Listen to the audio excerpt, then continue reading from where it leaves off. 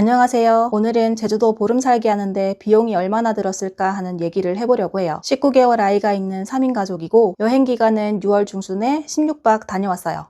결론부터 말하자면 총 비용은 570만 원 정도 들었습니다.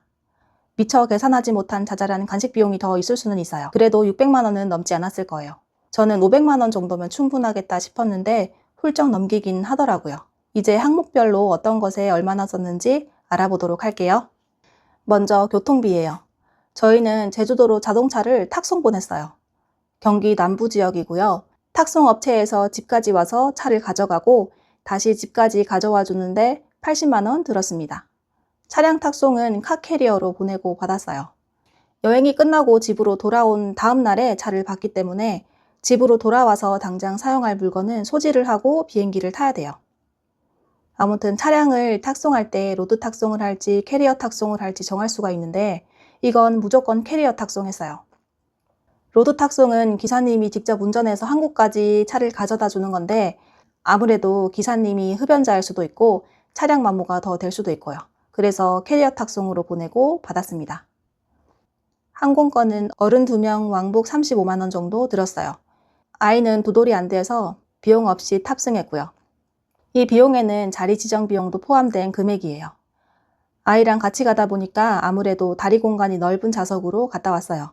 서 있기 좋아하거나 잘 움직이는 아기랑 같이 간다면 좌석 하나를 더 구매하거나 아니면 레그룸 넓은 좌석으로 구매하는 걸 추천해요. 비행 시간이 짧은 편이긴 해도 타고 내리는 시간이 덜 걸리기도 하고 훨씬 나을 거예요.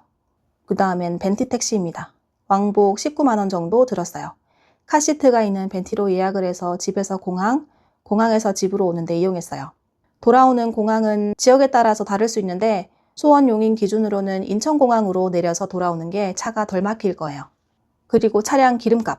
제주도에서는 7만 원씩 2번 넣었어요. 14만 원 들었습니다. 이건 차량 연비에 따라서도 달라지긴 할 테지만 휘발유 차량이고 거의 매일 나갔다 오기는 했어요. 가까우면 15분에서 20분 정도 거리, 멀면 40분 정도 거리로 나가기는 했는데 대부분은 20분 정도 거리로 나갔다 왔어요. 그 다음은 숙박비입니다. 숙박비는 제일 많은 부분을 차지하는데요. 16박에 총 219만 원 정도 들었습니다. 처음 5박은 함덕해수욕장 근처에 있는 소노벨 제주에서 묵었고 80만 원이었어요. 스위트 스탠다드, 요거는 치사가 가능한 객실이었어요. 연식이 느껴지는 리조트이기는 했는데 그 앞에 함덕해수욕장 예쁘고 아기랑 놀기도 너무 좋은 바다였어서 그걸로 만족하고 지냈어요. 그 후에 묵은 곳은 아파트예요. 11박 지냈고 139만 원 정도였어요. 공과금이 포함된 금액이에요. 아파트는 애월읍에 있는 아파트였고요. 어느 정도 사람들이 모여서 사는 곳으로 정했습니다. 한적한 곳은 좀 무섭잖아요. 일단 아파트이다 보니까 익숙한 공간이라서 생활하기가 편했어요. 여행이기도 하지만 제주도에서 살기이잖아요. 주방, 빨래, 청소 이런 것들이 수월해야지 스트레스를 덜 받아요. 그리고 제주도가 습하기 때문에 건조기가 있는 숙소로 골랐어요. 에어컨을 틀어놓으면 되지 않아? 라고 생각할 수도 있긴 한데요. 소노벨에 있을 때 건조기 안 쓰고 객실에서 한번 말려보는데 잘 안 마르더라고요. 그리고 주차장 분리수거장 위치도 확인하고 방범창이나 공동현관, 현관문, CCTV 이런 보안도 중요하니까 확인해보세요. 관광지랑 많이 멀지 않은 곳에 숙소를 잡는 게 덜 피곤하더라고요. 제가 멀미가 있는 편이기는 한데 제주도는 유독 멀미가 더 많이 나서 힘들었어요. 아이도 더 힘들어하는 것 같더라고요. 신호도 자주 받는 편인 것 같고 길도 오르락내리락하고 구불구불하기도 해서 방문할 관광지가 모여있는 쪽으로 숙소를 잡는 걸 추천해요. 다음은 식비입니다. 마트에서 100만 원 정도, 외식으로 70만 원 정도 썼어요. 외식비에는 식사랑 카페에 간 것도 포함되어 있어요. 맛집을 찾아서 다니는 스타일이 아니기도 하고 아직은 아기랑 외식을 하는 게 코로 밥이 들어가도 모를 정도의 수준이라서 점심 외식 정도만 간단히 했습니다. 아침과 저녁은 숙소에서 먹었는데 거의 해먹었고 포장이나 배달도 종종 했어요. 아이는 유아식과 어른 음식 그 어딘가의 단계로 먹었습니다. 계란 매일 스크램블해서 먹고요. 어쩔 수 없이 아이는 간이 좀 된 음식을 먹고 그랬어요. 아이 음식은 언제나 어렵네요. 식비를 아낀 것도 아니고 과소비하지도 않았다고 생각했는데 일상생활 하듯이 지내다 보니까 이 정도 들더라고요. 외식이 대부분인 여행이 아니라 숙소에서 해먹는 식사가 많았던 걸 생각하면 무난한 식비인 것 같아요. 그리고 관광이나 체험비는 입장료 20만 원 정도 들었습니다. 아이는 24개월 미만이라서 키즈 카페 말고는 다 무료로 입장했어요. 저희는 아쿠아플라넷 제주, 아르떼 키즈파크, 동물 보러 한 서너 군데, 그리고 박물관, 공원 이런 데로 다녔어요. 아기 개월수나 선호도에 따라서 비용 차이가 조금 날 수도 있는데 2돌 미만 아이와 다니다 보니까 입장료 부담은 생각보다 크지는 않았어요. 원래 제주도 스냅은 계획에 없었는데 개인적으로는 가장 만족스러운 일정이었어요. 사실 놀러 나가면 아이 따라다닌다고 가족 사진 예쁘게 남기기가 어렵잖아요. 앞으로 여행 가면 가족 스냅은 꼭 찍어야겠다고도 이번에 느꼈어요.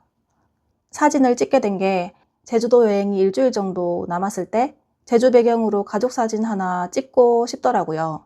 그래서 괜찮아 보이는 스냅을 찾아서 일정이 되는 날이 언제인지 물어보고 그 중에서 날씨 제공사 4군데에서 모두 강수 확률 낮은 날로 정했어요.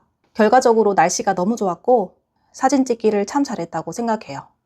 30분 촬영할지 1시간 촬영할지 작가님한테 물어보니까 어린아이와 찍는 사진이면 30분 촬영이 좋다고 해서 30분 스냅으로 진행했는데요. 아이도 어른도 힘들어지기 전에 촬영을 마칠 수 있어서 딱 좋았어요. 원하는 스냅 작가한테 찍고 싶으면 미리 예약을 해야 되고 날씨를 알 수 없어서 걱정스러울 수도 있는데 이렇게 급하게 정하니까 스냅 작가를 찾는데 어려울 수는 있는데 어느 정도 맑은 날로 고를 수 있다는 장점이 있네요. 푹푹 찌는 더위도 아니고 대부분 맑은 날이었던 6월 중순에 제주도 보름살기였어요. 먹고 자고 생활한 비용만 계산해보면 대략 하루 평균 27만 4천 원 정도 사용했고 그 중에서 숙박이 약 13만 6,900원 정도 들었네요. 며칠의 짧은 여행을 온 것처럼 막 쓰기보다는 일상생활 하면서 매일 근교로 나들이 다니는 느낌으로 지냈던 것 같아요. 아이랑 함께하는 제주도 보름살기이다 보니까 편함이라는 것에 돈을 더 쓰게 되는 부분도 분명히 많았고요. 그래도 다시 제주도에 보름살기를 간다 해도 이번이랑 비슷한 방식으로 다녀오지 않을까 싶어요. 사실은 이번에 제주도를 한번 길게 다녀왔으니까 다음에는 다른 지역이나 해외로 나갈 것 같기는 해요. 제주도에서 아이랑 가보고 싶었던 곳은 어느 정도 경험을 하고 와서 다음에는 새로운 환경으로 가보고 싶다는 생각이 들더라고요. 그래도 아이가 어릴 때 제주도에서 보름 동안 생활해 본 건 잘했다 생각해요. 다녀와서 앨범도 만들었는데 아이도 사진 보면서 기억이 나는지 이리저리 쫑알쫑알 얘기하면서 한참을 살펴보는데 좋은 추억 하나 쌓은 것 같아서 참 행복했어요. 제주도 보름살기를 계획하고 계신 분들께 오늘 영상이 조금이나마 도움이 되었으면 좋겠습니다.